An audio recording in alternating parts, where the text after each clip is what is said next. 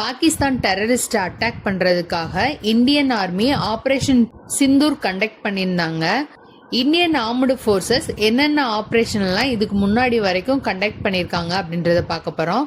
Operation polo சுதேச அரசுகளை ஒருங்கிணைக்கும் போது 3 சுதேச அரசுகள் மட்டும் இந்தியாவோட இணைஞ்சிருக்காது.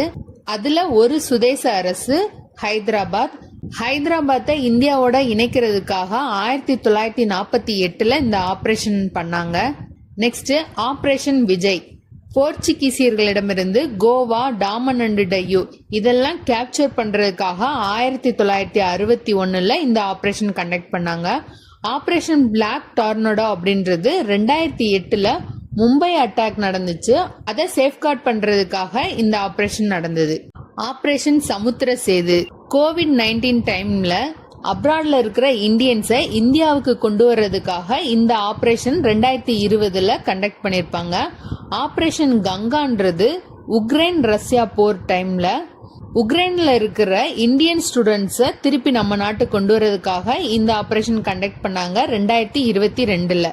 ஆபரேஷன் மைத்ரின்றது 2015 நேபாள்ல நிலநடுக்கத்தினால பாதிக்கப்பட்டவர்களுக்கு ஹெல்ப் பண்றதுக்காக.